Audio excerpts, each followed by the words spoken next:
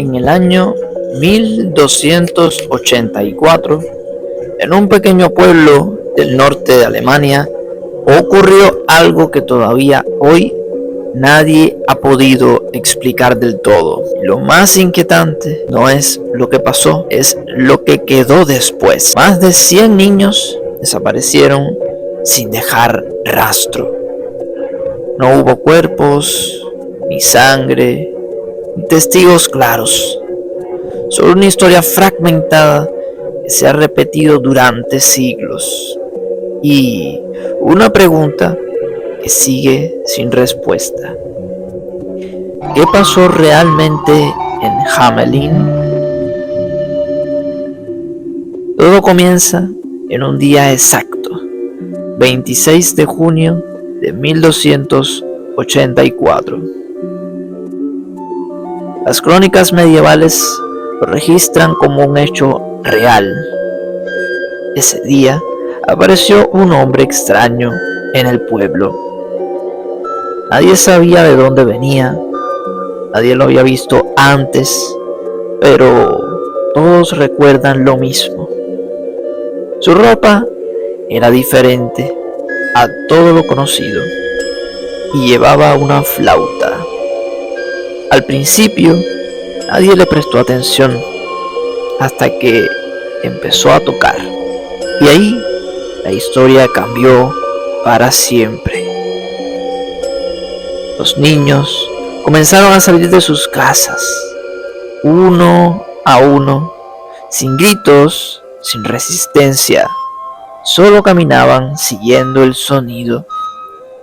Los padres intentaron detenerlos, pero los niños no respondían. Era como si no escucharan este mundo, sino otro. Algo más profundo. Algo que no se puede ver, pero que sí se puede sentir.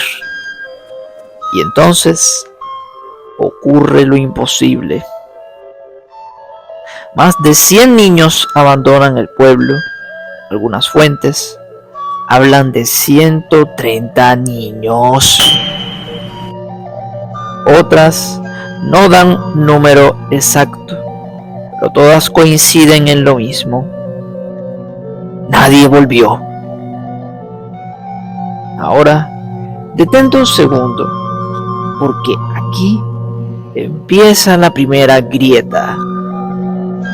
Si esto fue un secuestro, ¿cómo nadie lo detuvo? Si fue huida, que todos al mismo tiempo. Y si fue un accidente, ¿dónde están los cuerpos? El grupo se dirigió hacia el bosque cercano y después desapareció sin dejar rastros. Fue como si el mapa se cerrara sobre ellos, como si nunca hubieran estado ahí. Pero lo más inquietante no es la desaparición, es lo que vino después. El silencio. No hubo persecución clara, no hubo una respuesta inmediata, solo confusión y miedo. Un miedo que no se podía explicar, pero que todos sentían. Años después, algunos registros hablan de algo aún más extraño. 2 niños habrían regresado, uno cojo y otro ciego, ambos incapaces de explicar lo que vieron. Sus recuerdos eran confusos, rotos, como si algo hubiera borrado partes de su mente. Con el tiempo, la historia fue cambiando. Se añadieron las famosas ratas. Se añadió la magia, se añadió el castigo. Pero los registros más antiguos no mencionan nada de esto. Solo desaparición, y eso lo hace aún peor. ¿Por qué sin explicación todo se vuelve posible? Ahora, mira esto. En Europa existieron otros casos similares. En Inglaterra, en un lugar llamado Gulpit, aparecieron dos niños que no se veían de dónde venían. Hablaban un idioma desconocido y su piel era verdosa. Decían venir de un lugar sin sol. Uno murió y la otra explicó su origen. Siglos después, en Francia, apareció un niño en el bosque. No hablaba, no reaccionaba como los demás, no parecía entender el mundo humano. Su nombre fue Víctor de Aveyron, un caso real. Este caso fue estudiado incluso por la ciencia de la época, y aún así, sin explicación completa. ¿Ahora observas el patrón? Niños que aparecen sin origen, niños que desaparecen sin rastro, niños que no encajan en ninguna lógica. Y aquí entra algo aún más inquietante que eso: la crisis del baile. Esto sucedió en Europa entre los siglos XIV y XVI. Ocurrieron episodios donde grupos de personas comenzaban a bailar sin control, sin música, sin motivo y sin poder detenerse. En Estrasburgo, en el año 1518, una mujer comenzó a bailar. En días, decenas la siguieron. En semanas, eran cientos. Bailaban hasta el colapso. Algunos incluso murieron. La causa nunca fue confirmada. Se habló de intoxicaciones, de histeria colectiva, pero nada es definitivo. Ahora volvamos a Hamelin y piensa esto: si el comportamiento humano puede romperse en grupo, entonces la línea entre lo normal y lo imposible es más delgada de lo que parece. El flautista no necesita fuerza, no necesita violencia, solo necesita control, influencia. Y aquí todo se vuelve cada vez más y más oscuro. Porque si estos fenómenos existieron, entonces lo que parece magia podría ser algo humano mal entendido, o algo que todavía no comprendemos, algo que pueda afectar la mente sin que la persona se dé cuenta. El pueblo perdió a todos sus niños y el hombre con la flauta desapareció con ellos, sin dejar rastro, sin dejar explicación. Las teorías intentan sobrevivir: secuestro, migración, accidente, fenómeno psicológico y mucho más, pero ninguna encaja del todo.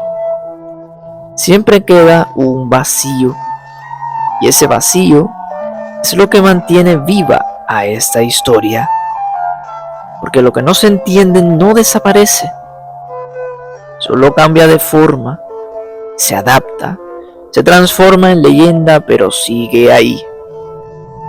Hoy, en Hamelin, existe una calle donde no se permite la música, una tradición antigua sin explicación clara, pero que sigue viva. Es como si el pueblo todavía recordara algo que no puede decir en voz alta, como si hubiera un miedo que no se puede nombrar. Pero hay algo más, algo que casi nadie menciona y que cambia completamente la forma de ver esta historia. Uno de los registros más importantes sobre Hamelin no viene de cuentos y de versiones modernas. Viene de un monje, Henrik von Herford, un hombre del siglo XVI, que escribió sobre este suceso basándose en relatos cercanos a la época. Y lo más inquietante es que en sus escritos no hay ratas, no hay magia, no hay moraleja, solo un hecho real. Niños que desaparecieron sin explicación. Ahora piensa en esto. La Europa de ese tiempo no era un lugar tranquilo. Era un mundo marcado por el miedo, la religión, la desesperación. Las cruzadas aún resonaban en la mente de la gente. Miles de personas habían sido movilizados por una sola idea: fe. Incluso niños. Sí, niños. Existe un episodio real conocido como la Cruzada de los Niños, un movimiento donde miles de jóvenes creyeron que podían recuperar Jerusalén, guiados por visiones divinas. Se hablaba de un niño que decía haber visto a Cristo y afirmaba tener una misión y que convenía a otros de seguirlo. Miles lo hicieron. Caminaron, abandonaron sus hogares, confiaron, y muchos nunca regresaron. Ahora volvamos a Hamelin y hazte la pregunta: ¿y si el flautista no era un hechicero, sino un líder? Alguien con una capacidad extrema de influencia, alguien capaz de convencer, de guiar, de manipular. Porque en una época donde la fe podía mover multitudes, no hacía falta magia, solo hacía falta creer. Pero hay más. En la iglesia de Hamelin existió durante siglos un vitral, un registro visual, nada de cuentos, sino una viva representación. En estos vitrales de la iglesia de Hamelin aparecía una figura vestida de colores, rodeada de niños, un recuerdo permanente, algo que la gente no podía olvidar, o tal vez ni siquiera querían recordar. Ese vitral se perdió con el tiempo, desapareció, pero su descripción quedó registrada, y eso significa algo importante. Y la historia no nació como leyenda, nació como recordatorio. Y ahora mi opinión. Yo no creo que esto haya sido algo simple. No creo que más de 100 niños se levanten y caminen y desaparezcan sin que haya algo más detrás. Tampoco creo que todo sea una simple leyenda, porque hay registros, fechas, hay memoria. Pero lo que más me inquieta es otra cosa. No es quién era el flautista, es lo que hizo exactamente. Porque si logró influir en tantos niños al mismo tiempo, entonces no hablamos solo de una persona. Hablamos de algo capaz de alterar la voluntad, de romper la mente colectiva, y eso